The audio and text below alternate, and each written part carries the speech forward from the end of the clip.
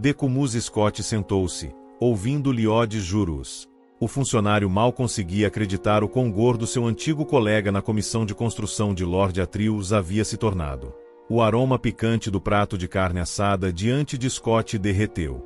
Todos os outros sons e texturas do salão Pritala desapareceram ao seu redor, como se nada mais existisse além da vasta forma de Jurus. Scott não se considerava um homem emotivo, mas sentiu uma onda fluir sobre ele ao ver e ouvir o homem cujas cartas mal escritas foram os marcos que o levaram da cidade imperial de volta ao início do outono congelado. Onde você estava? Jurus exigiu novamente. Eu disse para você me encontrar em Falinesti semanas atrás. Eu estive lá semanas atrás, Scott gaguejou, surpreso demais para ficar indignado. Recebi seu bilhete para encontrá-lo em Atai, então fui até lá, mas os Khajiit tinham queimado tudo. De alguma forma, encontrei meu caminho com os refugiados em outra vila, e alguém lá me disse que você tinha sido morto. E você acreditou nisso imediatamente.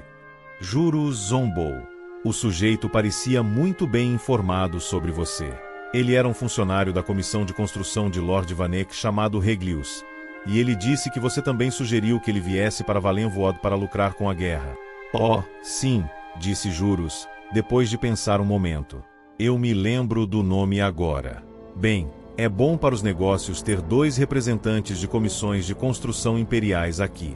Só precisamos coordenar nossas propostas, e tudo deve ficar bem. Reglius está morto, disse Scott. Mas eu tenho os contratos dele da comissão de Lord Vanek. Melhor ainda, ofegou Jurus, impressionado. Eu nunca soube que você era um competidor tão implacável, Decumus Scott. Sim, isso certamente poderia melhorar nossa posição com o Sylvenar. Eu já o apresentei a Bast aqui. Scott só tinha tido uma vaga noção da presença do Bosmer na mesa com Jurus, o que era surpreendente, dado que a circunferência do Mer quase se igualava à de seu companheiro de jantar. O funcionário assentiu friamente para Bast, ainda entorpecido e confuso. Não conseguia tirar da cabeça que apenas 1 hora antes, Scott pretendia fazer uma petição ao Sylvenar para uma passagem segura pela fronteira de volta a Cyrodiil. A ideia de fazer negócios com Jurus afinal, de lucrar com a guerra de Valenvood com Elsveir, e agora segunda com a ilha Sumurset, parecia algo acontecendo com outra pessoa. Seu colega e eu estávamos falando sobre o Sylvenar, disse Bast, colocando de lado a perna de carneiro que ele estava roendo. Eu suponho que você não tenha ouvido falar sobre a natureza dele. Um pouco, mas nada muito específico. Tive a impressão de que ele é muito importante e muito peculiar. Ele é o representante do povo, legalmente, fisicamente e emocionalmente, explicou Jurus, um pouco irritado com a falta de conhecimento comum de seu novo parceiro. Quando eles estão saudáveis, ele também está. Quando são principalmente mulheres, ele também está. Quando eles choram por comida, comércio ou ausência de interferência estrangeira, ele também sente isso e faz leis de acordo. De certa forma, ele é um déspota, mas é o déspota do povo. Isso soa, disse Scott, procurando pela palavra apropriada. Como beliche. Talvez seja. Bast deu de ombros. Mas ele tem muitos direitos como a voz do povo, incluindo a concessão de contratos de construção e comércio estrangeiros. Não importa se você acredita em nós. Pense no Sylvenar como um de seus imperadores loucos, como Pelágio. O problema que enfrentamos agora é que, como Valenvood está sendo atacado por todos os lados, o aspecto do Sylvenar agora é de desconfiança e medo de estrangeiros. A única esperança de seu povo, e portanto do próprio Sylvenar, é que o imperador intervenha e pare a guerra. Ele vai? Perguntou Scott. Você sabe tão bem quanto nós que o imperador não tem sido ele mesmo ultimamente. Jurus pegou a bolsa de Reglius e tirou os contratos em branco. Quem sabe o que ele escolherá fazer ou não fazer?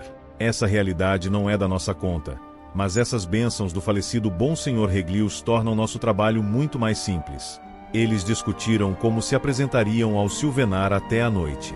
Scott comeu continuamente, mas não tanto quanto Jurus e Bast.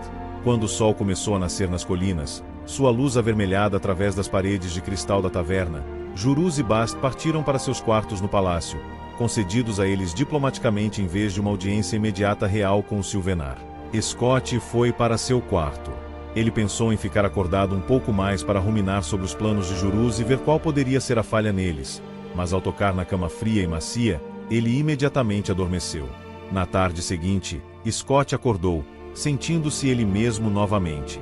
Em outras palavras, tímido.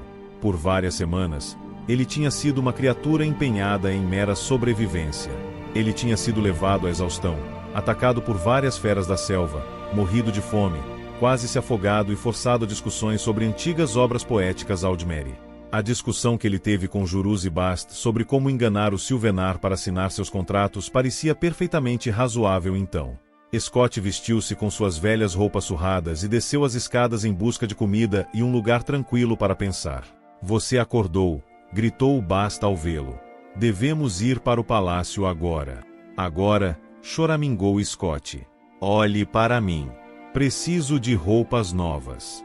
Não é assim que alguém deve se vestir para fazer uma visita a uma prostituta, muito menos a voz do povo de Valenvood. Eu nem tomei banho. Você deve deixar de ser um escriturário a partir de agora e se tornar um estudante de comércio mercantil, disse Liod Juros grandiosamente, pegando Scott pelo braço e levando-o para o bulevar ensolarado do lado de fora.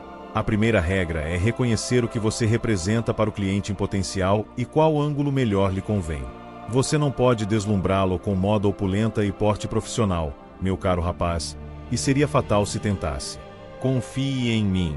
Vários outros além de Bast e eu são hóspedes no palácio, e cometeram o erro de parecerem muito ansiosos, muito formais, muito prontos para os negócios. Eles nunca terão audiência com o Sylvenar, mas permanecemos distantes desde a rejeição inicial. Eu me demorei pela corte, espalhei meu conhecimento da vida na cidade imperial, furei minhas orelhas, participei de passeios, comi e bebi de tudo que me foi dado. Ouso dizer que engordei 1 ou 2 quilos. A mensagem que enviamos é clara. É do interesse dele, não nosso, nos encontrarmos. Nosso plano funcionou, acrescentou Bast. Quando eu disse ao seu ministro que nosso representante imperial havia chegado, e que estávamos finalmente dispostos a nos encontrar com Sylvenar esta manhã, fomos instruídos a levá-lo lá imediatamente. Então não estamos atrasados? Perguntou Scott. Muito. Riu Jurus. Mas isso é novamente parte do ângulo que estamos representando. Desinteresse benevolente. Lembre-se de não confundir o Sylvenar com a nobreza convencional. A mente dele é a das pessoas comuns. Quando você entender isso, entenderá como manipulá-lo. Jurus passou os últimos minutos da caminhada pela cidade expondo suas teorias sobre o que Valenvood precisava, quanto e a que preço. Eram números impressionantes, muito mais construção e custos muito mais altos do que qualquer coisa com que Scott estava acostumado a lidar. Ele ouviu atentamente. Ao redor deles, a cidade de Sylvenar se revelava, vidro e flor, ventos rugindo e bela inércia. Quando chegaram ao palácio de Sylvenar, Decumuz Scott parou, atordoado. Jurus olhou para ele por um momento e então riu. É bem bizarro, não é? Era isso. Uma explosão escarlate congelada de torres retorcidas e irregulares como se um sol rival nascesse. Uma flor do tamanho de uma vila, onde cortesãos e servos se assemelhavam a nada mais do que insetos andando por ela sugando seu icor. Entrando por uma ponte curvada como uma pétala, os três caminharam pelo palácio de paredes desequilibradas. Onde as divisórias se dobravam juntas e se tocavam, havia um salão sombreado ou uma pequena câmara. Onde elas se deformavam uma da outra, havia um pátio. Não havia portas em lugar nenhum, nenhuma maneira de chegar ao Sylvenar a não ser cruzando toda a espiral do palácio, através de reuniões, quartos e refeitórios, passando por dignitários, consortes, músicos e muitos guardas. É um lugar interessante, disse Bast, mas não tem muita privacidade. Claro, isso combina bem com o Sylvenar. Quando chegaram aos corredores internos, 2 horas depois de entrarem no palácio, guardas, brandindo lâminas e arcos, os detiveram. Temos uma audiência com o Sylvenar, disse Jurus, pacientemente. Este é Lord Decumuz Scott, o representante imperial. Um dos guardas desapareceu pelo corredor sinuoso e retornou momentos depois com um bosmer alto e orgulhoso, vestido com uma túnica solta de couro de retalhos. Ele era o ministro do comércio. O Sylvenar deseja falar com Lord Decumuz Scott a sós. Não era o lugar para discutir ou demonstrar medo, então Scott deu um passo à frente, nem mesmo olhando para Jurus e Bast. Ele tinha certeza de que eles estavam mostrando suas máscaras de indiferença benevolente. Seguindo o ministro para dentro da Câmara de Audiências, Scott recitou para si mesmo todos os fatos e números que Jurus havia apresentado a ele. Ele se forçou a lembrar do ângulo e da imagem que ele deveria projetar. A Câmara de Audiências do Sylvenar era uma enorme cúpula onde as paredes se curvavam de uma tigela na base para dentro para quase se encontrarem no topo. Um fino raio de sol fluía pela fissura centenas de metros acima, e diretamente sobre o Sylvenar, que estava sobre uma nuvem de pó cinza brilhante. Apesar de toda a maravilha da cidade e do palácio, o próprio Sylvenar parecia perfeitamente comum. Um elfo da floresta comum, suavemente bonito, com aparência um pouco cansada e extraordinário, do tipo que se pode ver em qualquer capital do Império. Foi somente quando ele saiu do estrado que Scott notou uma excentricidade em sua aparência. Ele era muito baixo. Eu tive que falar com você sozinho, disse o Sylvenar em uma voz comum e não refinada. Posso ver seus papéis? Scott entregou a ele os contratos em branco da comissão de construção de Lord Vanek. O Sylvenar os estudou, passando o dedo sobre o selo em relevo do imperador, antes de devolvê-los. De repente, ele pareceu tímido, olhando para o chão. Há muitos charlatões na minha corte que desejam se beneficiar das guerras. Pensei que você e seus colegas estivessem entre eles. Mas esses contratos são genuínos. Sim, são, disse Scott calmamente. O aspecto convencional do Sylvenar tornou fácil para Scott falar, sem saudações formais, sem deferência, exatamente como Jurus havia instruído.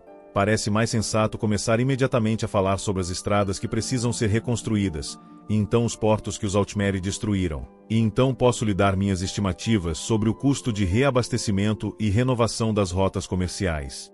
Por que o imperador não achou adequado enviar um representante quando a guerra com Elsveir começou, 2 anos atrás? Perguntou Sylvenar, desanimado. Scott pensou um momento antes de responder sobre todos os Bosmeri comuns que ele conheceu em Valenvood. Os mercenários gananciosos e assustados que o escoltaram da fronteira. Os foliões beberrões e arqueiros especialistas em extermínio de pragas na cruz ocidental de Falinesti. A velha e intrometida mãe Pascosta em Avelslump. Capitão Balfix, o pobre pirata tristemente reformado. Os refugiados aterrorizados, mas esperançosos, de Atai e Grenos. A louca, assassina e autodestrutiva caçada selvagem de Vindizi. Os barqueiros silenciosos e severos contratados por GRYF Malon. O degenerado e ganancioso Bast. Se uma criatura representasse sua disposição total, e há de muitos outros por toda a província, qual seria sua personalidade? Scott era um escriturário por ocupação e natureza, instintivamente confortável catalogando e arquivando, fazendo as coisas se encaixarem em um sistema. Se a alma de Valenvood fosse arquivada, onde ela seria colocada? A resposta veio sobre ele quase antes que ele se colocasse a questão. Negação. Temo que essa questão não me interesse, disse Scott. Agora, podemos voltar ao assunto em questão. Durante toda a tarde, Scott e o Sylvenar discutiram as necessidades urgentes de Valenvood. Cada contrato foi preenchido e assinado. Tanto era necessário e havia tantos custos associados que adendos e codicilos tiveram que ser rabiscados nas margens dos papéis, e estes tiveram que ser renunciados. Scott manteve sua indiferença benevolente, mas descobriu que lidar com Sylvenar não era bem o mesmo que lidar com uma criança simples e mal-humorada. A voz do povo conhecia muito bem certas coisas práticas e cotidianas. A produção de peixes, os benefícios do comércio, a condição de cada município e floresta em sua província. Teremos um banquete amanhã à noite para celebrar esta comissão, disse o Sylvenar finalmente. Melhor fazer isso hoje à noite, respondeu Scott. Devemos partir para Cyrodiil com os contratos amanhã. Então preciso de uma passagem segura para a fronteira. É melhor não perdermos mais tempo. Concordo, disse o Sylvenar, e pediu que seu ministro do comércio assinasse os contratos e organizasse o banquete. Scott deixou a câmara e foi recebido por Bast e Jurus. Seus rostos mostravam a tensão de manter a ilusão de despreocupação por muitas horas. Assim que saíram da vista dos guardas, eles imploraram para Scott contar tudo a eles. Quando ele mostrou o contrato, Bast começou a chorar de alegria. Algo sobre o Sylvenar te surpreendeu? Perguntou Jurus. Eu não esperava que ele tivesse metade da minha altura. Ele estava. Jurus pareceu levemente surpreso. Ele deve ter encolhido desde que tentei ter uma audiência com ele antes. Talvez haja algo em toda essa bobagem sobre ele ser afetado pela situação de seu povo.